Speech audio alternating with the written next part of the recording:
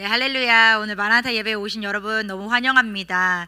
제가 요즘에 성경을 이제 저를 위해서 예배를 준비하러 위해서가 아니라 그냥 저의 개인 삶을 위해서 읽다 보면 주님이 이렇게 따뜻했나 다시 생각하게 되는 이 한 주를 또 보냈습니다. 예전에는 주님의 명령들을 보면 뭔가 내가 그냥 즉시 따라야 된다 이런 사명감부터 먼저 들었다면 요즘에는 이렇게 주님이 온기가 따뜻한가?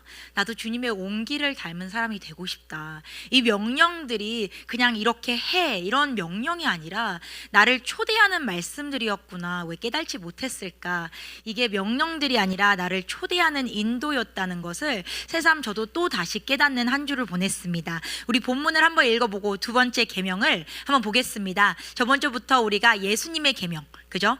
10계명은 이제 구약에 있었다면 신약에 들어와서 예수님이 하신 계명들이 무엇인지 배우는 두 번째 시간입니다. 그 두 번째 계명, 나를 따르라. 한번 본문을 함께 읽어보고 시작하겠습니다. 마태복음 4장 18절에서 20절 말씀입니다. 갈릴리 해변에 다시니가 두 형제 곧 베드로라 하는 시몬과 그의 형제 안드레가 바다에 금을 던지는 것을 보시니 그들은 어부라. 말씀하시되 나를 따라오라. 내가 너희를 사람을 낚는 어부가 되게 하리라 하시니 그들이 곧 그물을 버려 두고 예수를 따르리라. 아멘. 우리가 분명히 이 이야기를 알고 있을 거예요. 교회를 좀 다녔다면 이게 너무나 유명한 제자를 처음 부르는 이야기 때문에 우리가 이 이야기를 분명히 알고 있을 거예요. 그리고 성경에 나오는 많은 이름들 중 기억나는 이름들이 있다면 또 신약에서는 특별히 바울과 베드로 아니겠습니까? 그런 것처럼 베드로는 너무나 신약 성경에서 기억 남는 인물로 꼽을 수 있다는 것입니다. 여러 가지 이유로 베드로를 우리는 기억하는데 우리가 한번 기억해 보겠습니다. 베드로의 삶을. 베드로는 처음으로 이렇게 예수님의 부르심을 받기도 했고 사실 베드로는 주님의 마음을 잘 이해 못한 사실 제일 가까이 있었음에도 불구하고 예수님의 뜻을 잘 이해 못한 사람으로도 표현이 됩니다. 그죠? 그래서 어떤 또 예수님의 산에서 기도하실 때 병사의 귀를 잘라서 예수님이 되게 난처하고 베드로야 뭐 하는 거냐라고 물어봤던 사건도 있었고 베드로 분명히 자신 있게 다 배반해도 예수님 저는 배반하지 않겠습니다 했는데 예수님이 잡히자마자 배반한 사람이 누구였죠? 베드로였습니다. 그래서 베드로를 우리가 신약에 보면 참 많은 사건들이 있었고 이 사람을 보면 참 온전하지 못한 사람으로 통째로는 기억이 됩니다. 그런데 이 사람이 드디어 뜻을 이해하고 예수님이 왜 자기를 부르셨는지 이게 어떤 이유로 자기의 사명을 주셨는지 알게 됐을 때 정말 어부였던 사람이 사람을 낚을 수 있는 위대한 설교자가 되었고 또한 초대교회에 너무나 큰 영향이 있었다는 것입니다. 그래서 오늘 베드로에게 하신 이 직접적인 명령이 오늘 본문에서 나오는 말씀이죠. 나를 따라오라. 나를 따라오라. 이것은 단지 베드로만 위한 명령이 아니라 오늘도 우리에게 동일하게 말씀을 통해서 얘기하고 있는 거예요. 신약이. 우리에게 어떻게 하라? 나를 따라오라. 나를 따르라. 이것이 무엇을 말씀을 하는지 우리도 오늘 말씀을 통해 읽고 깨닫고 우리도 이 사명대로 살아야 갈 줄 믿습니다. 아멘. 그래서 우리가 오늘 본문들을 보면서 우리가 말씀을 보면서 이 세 가지를 한번 생각하면서 마지막에는 이 세 가지를 대답할 수 있다. 그럼 여러분이 말씀을 잘 들은 거예요. 아멘. 이 대답을 뭐지? 나 못 찾았다. 그러면 내가 설교를 정말 못했거나 여러분이 듣지 못했거나 하나겠죠. 그럼 우리 세 가지 질문을 한번 보겠습니다. 첫 번째, 성경이 말하는 따라오라는 것은 무엇일까?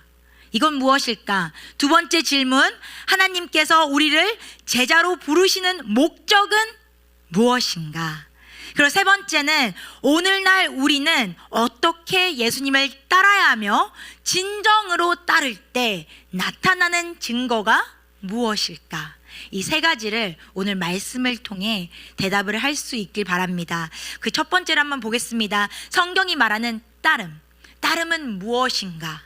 따른다는 것은 사실 뭐 우리가 오리를 생각하면 되게 쉽잖아요. 그죠? 오리 따라가는 거 봤어요? 약간 이렇게 엄마 오리 뒤에서 쫄쫄쫄 따라가는 그 아기들, 저는 직접 봤을 때 너무 귀여워요. 너무 귀엽고 그 아기들은 엄마를 너무 의지해서 따를 수밖에 없는 그 오리들의 마음, 그죠?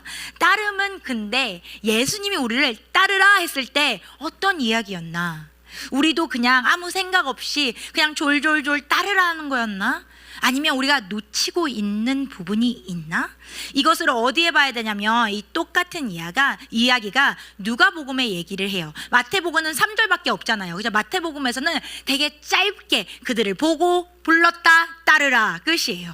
이걸 보면 뭔가 그래? 그냥 예수님 부르면 그냥 가면 되는 건가? 이렇게 생각할 수 있는데 누가복음을 보면 마태복음에 말하지 못한 이야기가 더 담겨 있어요. 한번 읽어볼게요.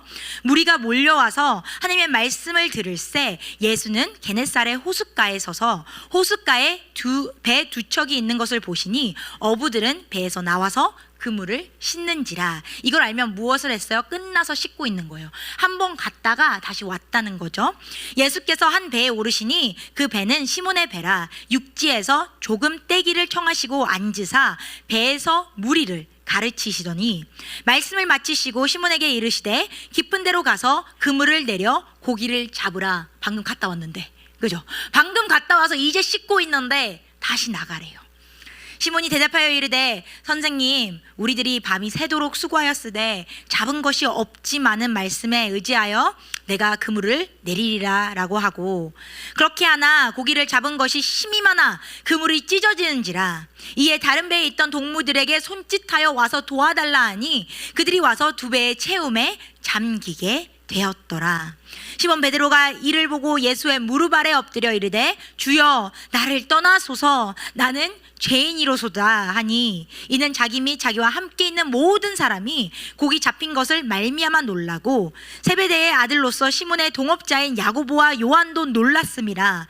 예수께서 시몬에게 이르시되 무서워하지 말라, 이제 후로 내가 사람을 취하리라 하시니 그들이 배를 육지에 대고 모든 것을 버려두고 예수를 따르니라. 아멘. 조금 다르죠. 마태복음과 누가복음에 나오는 장면이 조금 달라요. 누가복음은 조금 더 우리가 큰 시야로 볼 수 있는 풍성한 이야기가 있는데, 그게 무엇이냐? 첫 번째는 사람들이 많았다는 사실이에요. 뭔가 마태복음을 읽으면 둘만 있었을 것 같은데 전체를 보게 되면 사람들이 많았구나. 그래서 이 무리로 상대로 예수님은 벌써 말씀을 선포하고 있었구나.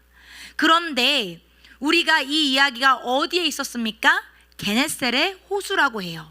그러면 게네사렛 호수가 어떤 곳입니까? 그때는 물 주변에는 번창한 비옥한 땅들이 있었고 또 번창한 어업 때문에 예수님 시대에는 그곳에 사람들이 항상 많이 모였던 곳이에요. 그러니까 게네사렛에 가서 이 두 사람을 만났다는 이야기는 사실상 이것을 마태복음에서는 말하지 않지만 많은 사람들 중에서도 그 둘이 보였다라는 말이에요. 그죠? 신기하죠? 그 많은 무리 가운데서도 주님은 그들을, 실패한 그들을 보았다라는 말을 하고 있는 거예요.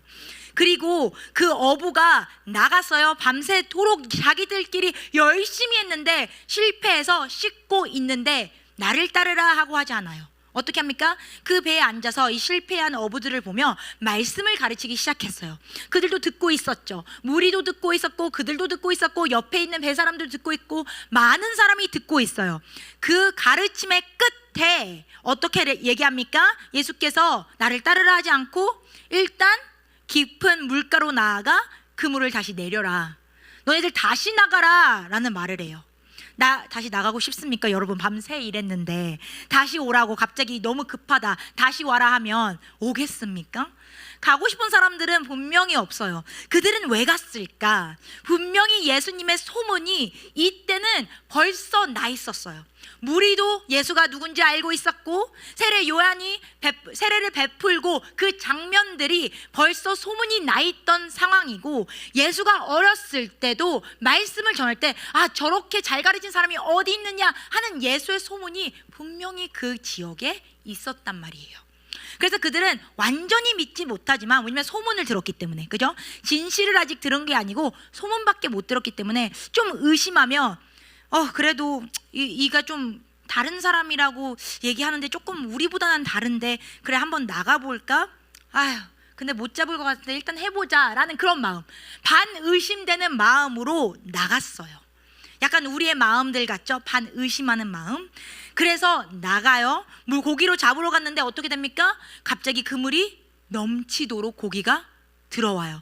내 힘으로 밤새도록 어부지를 해도 못 잡는 고기를 예수님의 명령에 따라 가니 너무나 많은 수확을 하고 그 주변 사람들까지 놀래요. 도와줘야 되는데 도와줘도 배가 가라앉힐 만큼 너무나 많이 잡았다는 사실이에요. 그러고 이것을 본 베드로는 어떤 얘기를 합니까? 예수님, 내가 죄인이다 라고 말합니다. 왜냐하면 의심했기 때문에. 무엇을 죄인이라고 고백합니까? 정말 주 예수인데 내가 예수님을 믿지 못하여 이것을 의심하는 채로 갔구나. 그래서 저는 죄인이라서 떠나소서 했는데 예수님은 어떻게 합니까? 예수님은 그를 초대합니다. 어떻게 초대합니까?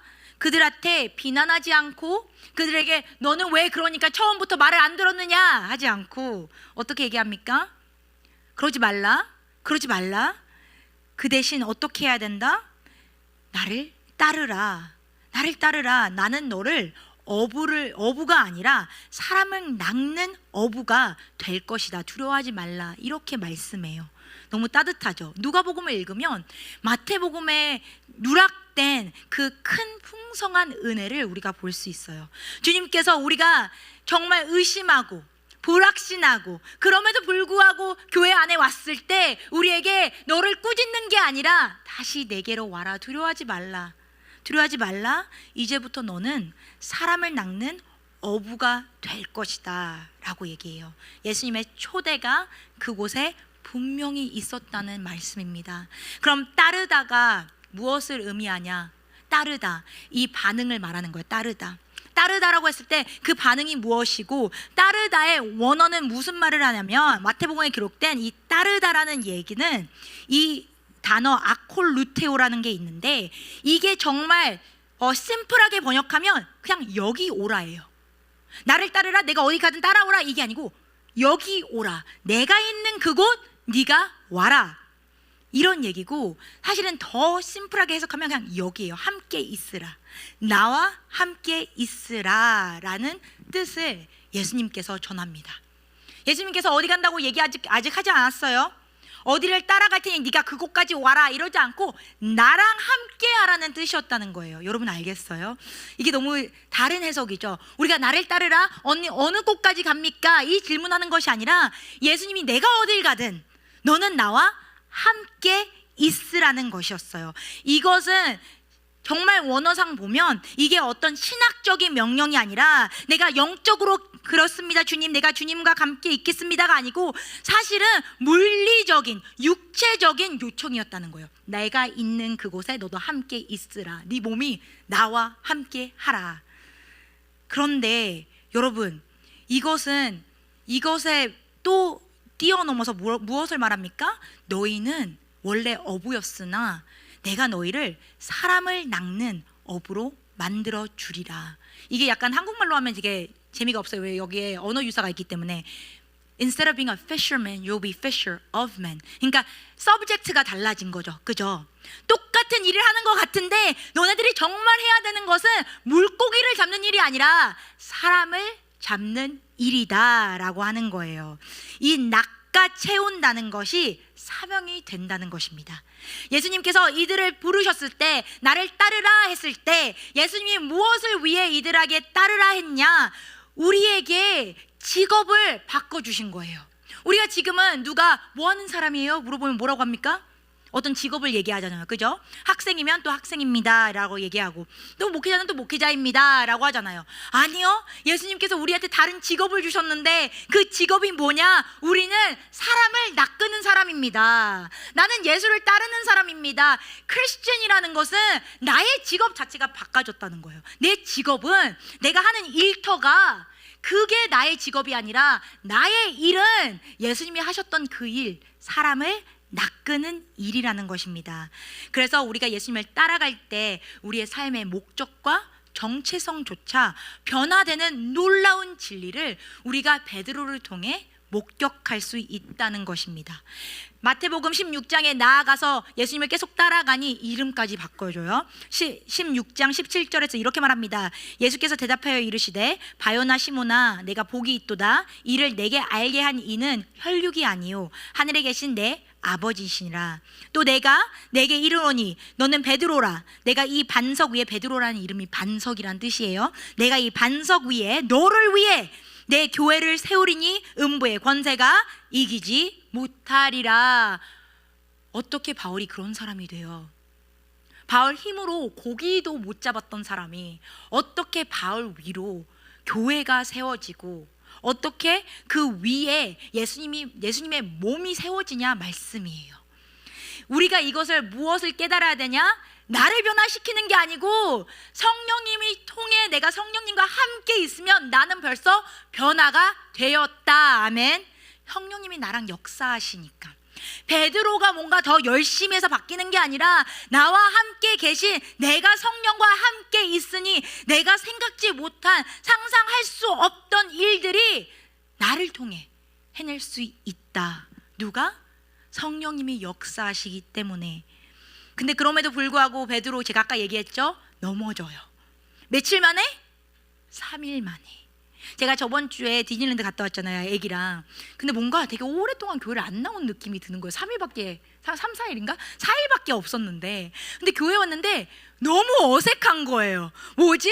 내가 맨날 있던 그곳에 4일만 안 나왔는데도 뭔가 어색하고 뭔가 나같지 않고, 그 3일이, 그 3일 만에 베드로가 어디를 다시 나간 줄 아십니까? 사람 낚으러? 아니요, 다시 물고기 잡으러 갔어요. 3일 안에. 뭔가 우리가 시간이 멀리 떨어져서 베드로가 그랬겠다 생각하지만 아니요, 3일 안에. 3일 안에 그렇게 변화되고 그렇게 예수님과 함께 있고 3년 반 동안 따라간 베드로가 3일 안에, 3년 동안 그렇게 지그시 따라간 베드로가 3일 만에 무너지는 것을 성경은 말하고 있어요. 너무나 빠르죠.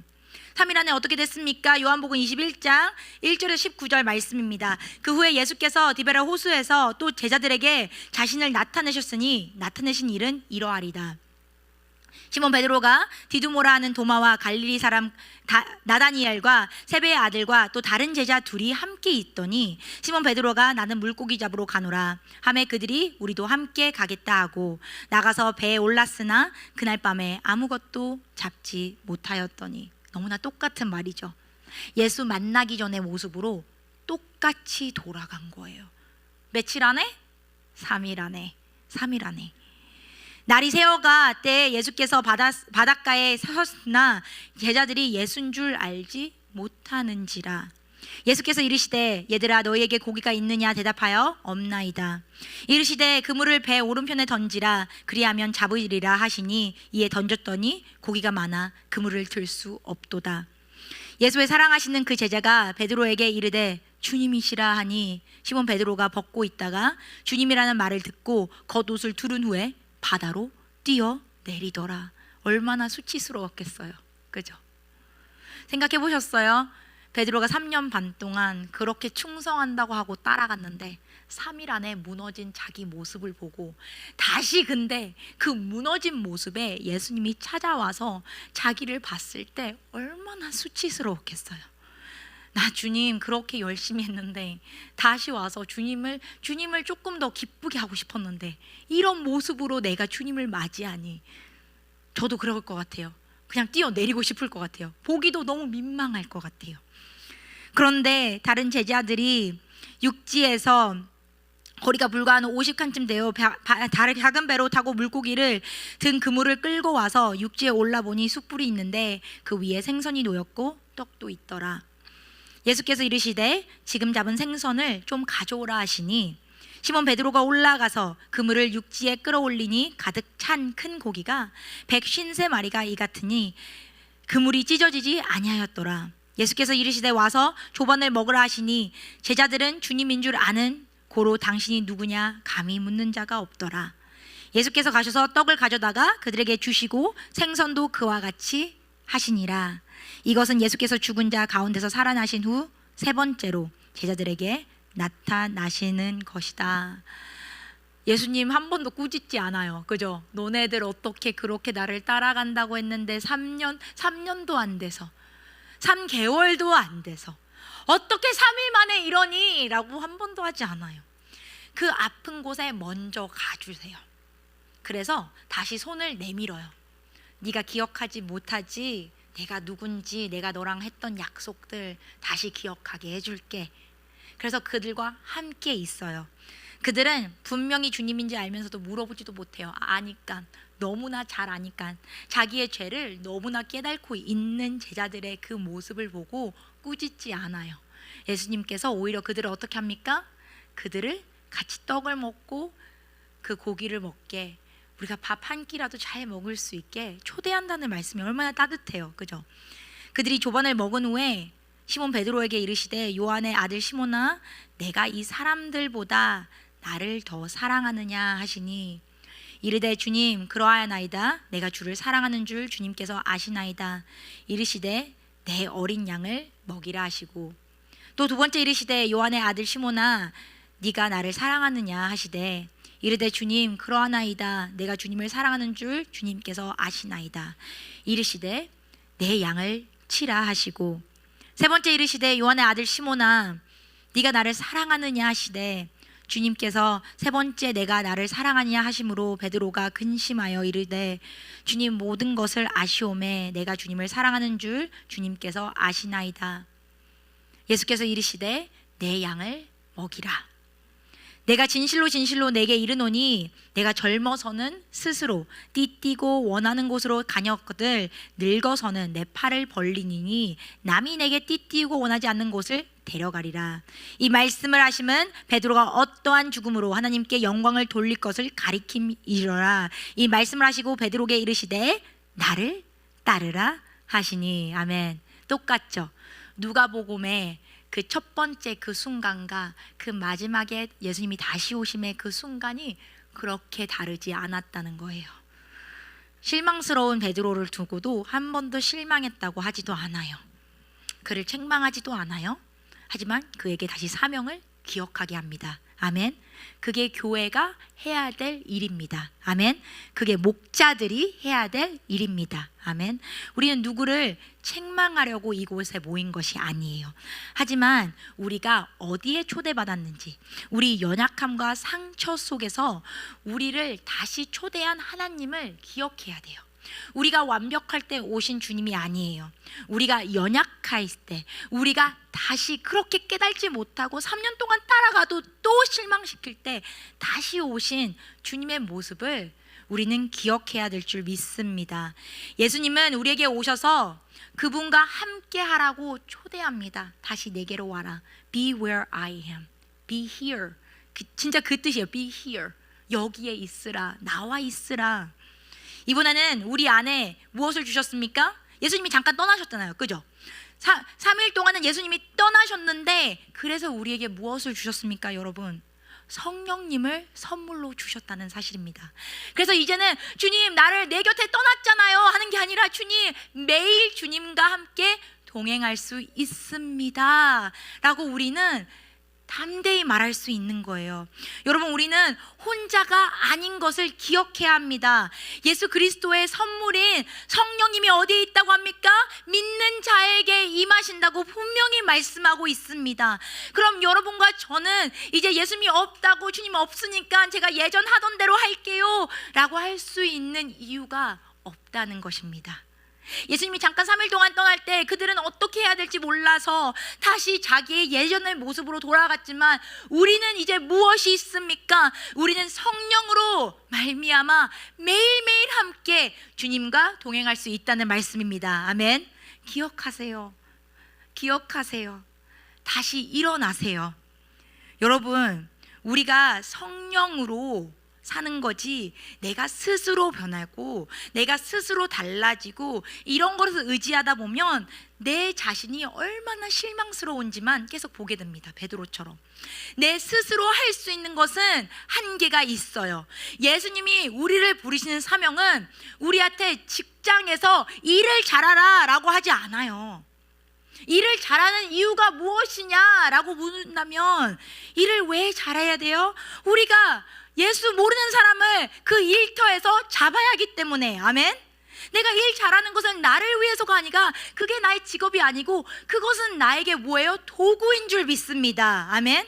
제가 여러분처럼 어떤 분들은 또 회사에서 일하고, 어떤 분들은 병원에서 일하고, 어떤 분들은 학교에서 일하고, 어떤 분들은 또 개개인에서 학생으로도 학교에서 생활하면서 일을 하고 있는데, 주님께서 우리에게 주신 직업은 다 똑같다는 말씀이에요. 그건 무엇이냐? 거기에 가서 제자를 삼으라. 아멘. 아직 못 낚인 사람들을 찾아서 낚여라. 여러분, 우리는 이제 어부가 아니라는 사실이에요. 아멘. 누가 여러분에게 진짜 물어본다면 뭐 하는 분이세요? 하면 뭐라고 대답할 거예요?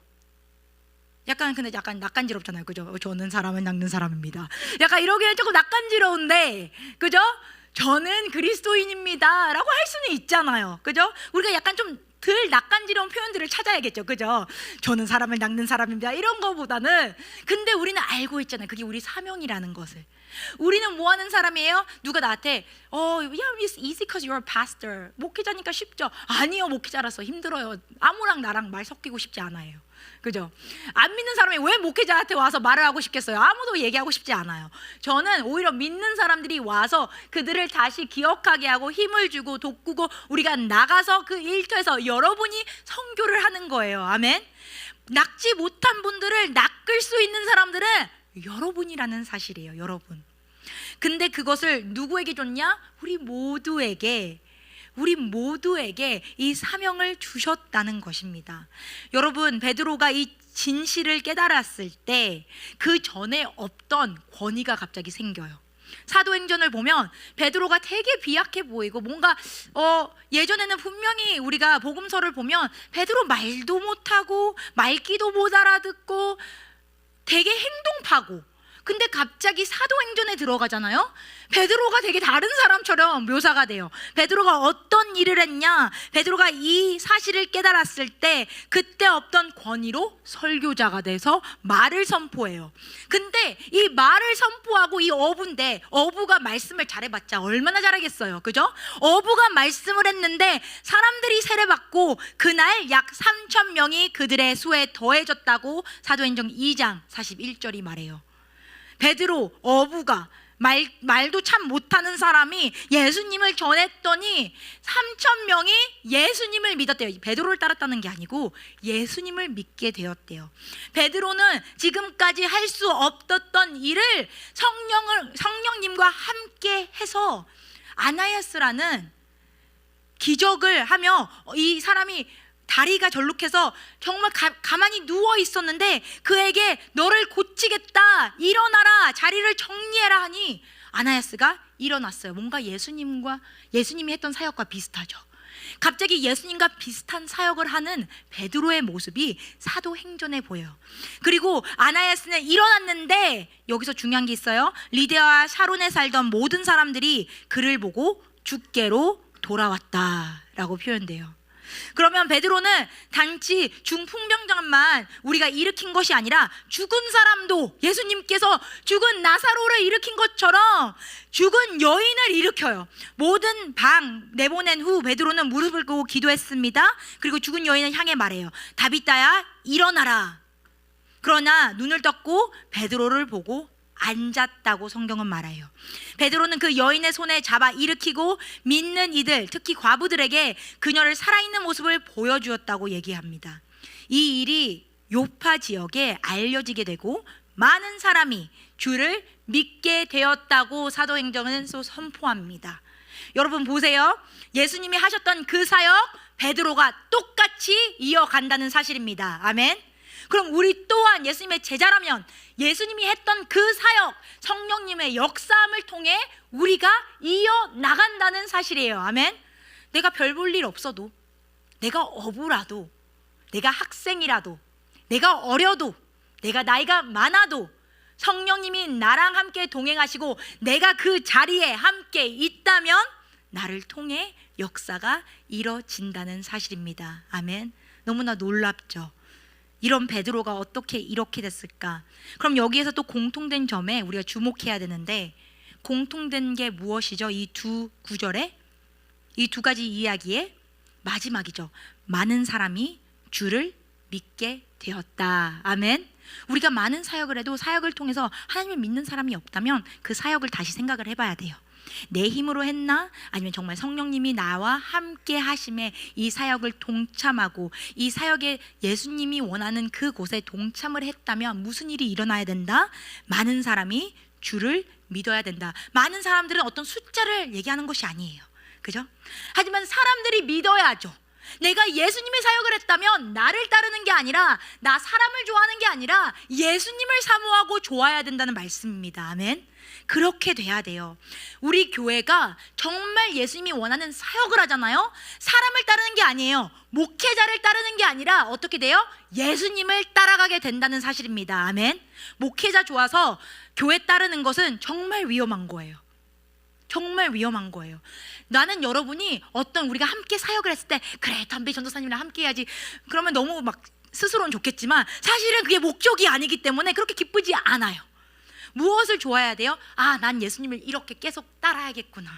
계속 따라야겠구나. 예수님이 우리를 부를 때 무엇을 해야 된다고 했죠? 사람을 낚는 어부가 되어 라고 했어요. 근데 분명히 여기서 너는 사람을 낚는 어부가 돼서 네가 잘 살아라 라고 하지 않았어요. 분명히 사람을 낚는 어부가 된다는 것은 무엇을 위해? 그 사람이 예수님을 믿기 위해. 아멘. 한 번도 나를 따르라 그러면 네가 사람을 낚는 어부가 되고 그러면 너는 참 잘 살 것이다 라고 하지 않았어요. 한 번도 예수님이 우리를 부를 때 다른 이유를 덧하지 않아요. 어떤 이유냐? 너는 그냥 사람을 낚는 사람이 된다는 것은 무엇을 얘기하는 겁니까? 내가 관심이 있는 그 일 너도 할 것이다. 아멘. 예수님이 제일 관심 있던 일이 무엇이에요, 여러분? 제일 관심 있던 일. 왜냐면 우리도 또한 예수님을 따르는 사람이라면 그 관심이 우리의 관심이 돼야 되잖아요. 예수님은 무엇에 관심을 줬어요? 우리가 물고기를 많이 낚는 거? 우리가 교회가 커지는 거? 아니요. 예수님이 집중했던 그것은 구원이에요. 아멘. 사람들이 예수님의 말씀을 듣고 기적을 보아하고 이게 다 도구인데 왜? 나를 믿기 위해, 구원을 받기 위해 예수님의 집중은 안 낚인 그들에게 가 있었다는 사실입니다. 여러분 그거 아십니까? 아까 읽었던 나를 따르라 했던 그 루트 월드가, 그 그리스어 루트 월드가 너네들이 나중에 세상의 소금이 되라 라고 했을 때랑 똑같아요. 네가 어부가 되라는 것은 사실 너가 소금이 되었으면 좋겠다. 이 세상에 유용한 사람, 이 세상에 나의 말씀을 전할 수 있는 유용한 사람, 그 똑같은 원어가 있어요. 여러분 우리는 왜 지금 함께 합니까? 믿는 여러분은 우리가 세상의 소금이 될 준비를 하고 있는 것입니다. 아멘. 그 소금이 되기 위해서 여기 있는 거예요. 우리가 세상의 소금으로 살아갈 때 우리는 어떤 생각을 가지고 살아야 되냐면, 내가 그 사람을 어떻게 낚지? 이 생각을 해야 돼요. 여러분 안 믿는 사람을 자꾸만 변화시키려고 하지 마세요. 그 사람한테 자꾸만 그 사람이 변해야 된다고 하지 마세요. 예수님을 안 믿는 분은 변하지 못해요. 왜냐? 안 믿었기 때문에.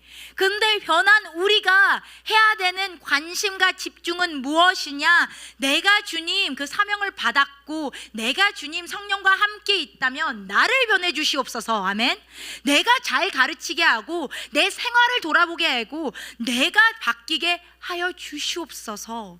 그래서 내가 아직 믿지 못하는 사람들을 어떻게 낚을지 고민을 해야 된다는 것입니다. 여러분 우리가 일터에 가면 일하기 바쁘잖아요. 그죠? 일을 어떻게 잘할까? 아니요. 여러분 내일 여러분 일 갈 때 그 생각 한번 해봤으면 좋겠어요. 내 옆에 있는 이 동료 어떻게 예수님으로 낚여버릴까? 내가 이 사람을 어떻게 전도할까? 주님, 근데 일을 못하면 그 사람이 여러분처럼 되고 싶진 않겠죠, 그죠? 이래서도 내가 일을 왜 잘하라고 하냐면, 제가 유스타 때도 항상 공부 잘하라고 했어요. 나는 너의 엄마 아빠처럼 어떤 대학을 가기 위해서 공부를 잘하라는 말을 안 한다. 하지만 영향력이 있어야 될 거 아니냐? 영향력이 있어야지 너를 따라오고 너를 통해서 그 열매를 보고 조금이라도 예수님에게 관심이 있을 거 아니냐? 너 공부 못하는데 누가 너한테 그렇게 관심이 있겠니? 노력은 하자. 왜냐? 너를 위해서가 아니라 많은 사람을 낚기 위해서.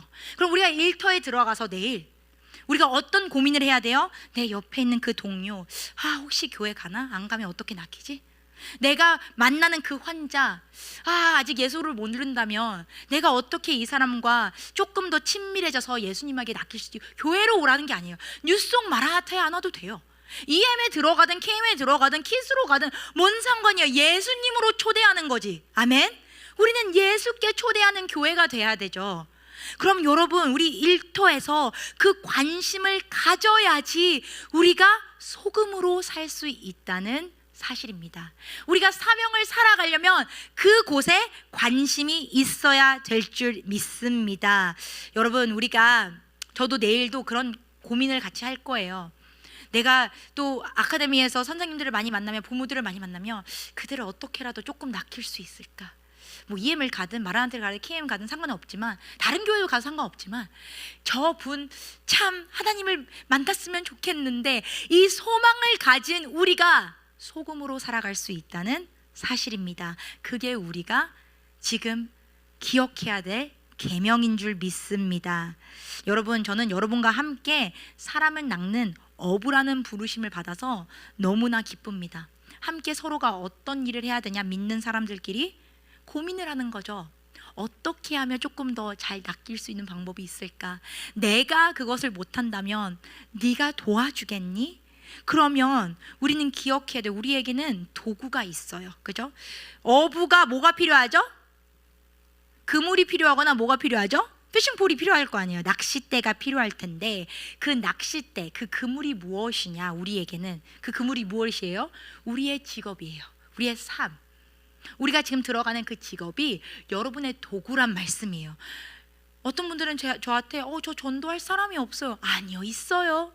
분명히 있어요. 도구를 조금 넓게 보시고 쓰셔야 돼요. 있어요. 왜 없어요? 내 집 안에서도 있을 수도 있어요. 그죠? 있어요. 여러분, 도구를 잘 활용해야 돼요. 왜냐면 그건 여러분의 도구니까. 나의 도구랑 또 여러분의 도구가 다르기 때문에 잘 활용해야 돼요. 근데 우리가 그물만 내려놓습니까? 그물 안에 뭐가 들어가야 되죠? 뭐가 들어가야 돼요? 낚시해본 분 없나? 그물만 내리면 고기가 거기 갑자기 들어와요? 안 들어올걸요? 뭐가 있어야 되죠? 미끼가 있어야 되죠. 그죠? 미끼가 무엇이라고 생각합니까? 미끼는 무엇일까? 그리스도인의 삶에 성령의 열매인 줄 믿습니다. 아멘. 여러분의 성품을 보고, 여러분의 어떤 잘 되는 모습이 아니고 성품, fruit of the spirit, 성령 때문에 나타나는 그 열매들을 보고 사람들이 참 뭐가 다르다, 저 사람은 뭔가 좀 다르다, 이게 미끼가 돼요. 이 미끼를 통해서 내 직업에서, 내 학교에서, 내 가정에서 그 그물을 던지면 분명히 잡힐 날이 올 거라 믿습니다. 아멘. 너무나 두려워하지 마세요. 우리는 계속 주님이 부르신 그 일에 참여하면 들어올 거예요. 근데 그물만 던지고 미끼가 없으면 어떻게 됩니까? 그 고기는 잡힐 때 좀 아직 시간이 걸리겠다. 그죠? 그래서 우리가 미끼도 있는지 정말 잘 생각해야 돼요. 여러분, 저는 뉴송 마라나타가 뭔가 우리가 마라나타로 전도해야지, 이것보다 그 누구든 예수께로 전도하자라는 말씀이 오늘 말씀에 너무나 간절하게 보여요. 우리는 주님의 관심, 구원에 관심이 있느냐 없느냐 우리에게 다시 질문을 하는 거예요. 너는 어부가 될 거냐, 아니면 사람을 낚는 사람이 될 것이냐. 뉴송 마라나타 여러분, 우리가 우리의 도구들로, 우리의 미끼로 우리가 정말 성장하고 사랑하도록 힘쓰기 원합니다. 아멘. 우리가 다른 교회에서 우리 교회 오는 거 그렇게 저는 기쁘지 않아요. 사실 제가 뉴송 플라이에서 사역할 때 가끔씩 뭐 수련회 강사도 가고 막 이러잖아요. 그럼 다른 교회에서 가끔씩 애들이 와요. 그럼 저는 맨날 돌려보내기 좀 바빴어요. 왜냐? 나는 벌써 낚인 사람을 여기에 오라고 하지 않아요. 낚인 사람은 힘들어도 자기 교회에서 애쓰며 싸우며 성장하며 배우길 원해요. 그냥 내가 편한 교회가 아니라 힘들어도 괜찮아. 성경도 보면 교회마다 어지럽고 힘들고 그런 일들이 많았어. 하지만 우리가 정말 성경대로 살아가려면 너네들이 그곳에서 또 정말 잘 섬기고 사랑해야지 라며 많이 돌려보냈어요. 그리고 정말 그게 아무것도 안 된다면 그때 다시 돌아와라. 하지만 나는 어디에 눈가가 있냐? 아직 예수님께 잡혀 있지 않는 그 사람에게 가고 싶어요. 여러분, 우리도 그렇게 아직 낚이지 못한 사람들을 우리가 말씀으로 추구하는 것을 소망하는 교회가 되길 간절히 소망합니다. 뉴송 마라나타 여러분, 우리가 이제 함께 기도해야 될 시간입니다. 우리가 말씀과 기도 없이는 이것을 제대로 할 수가 없습니다. 왜냐? 말씀과 기도가 없다면 순종이 없기 때문이죠. 그죠? 말씀이 선포돼서 베드로가 싫었는데도, 약간 반의심했는데도 순종이 됐어요. 너무 신기하죠?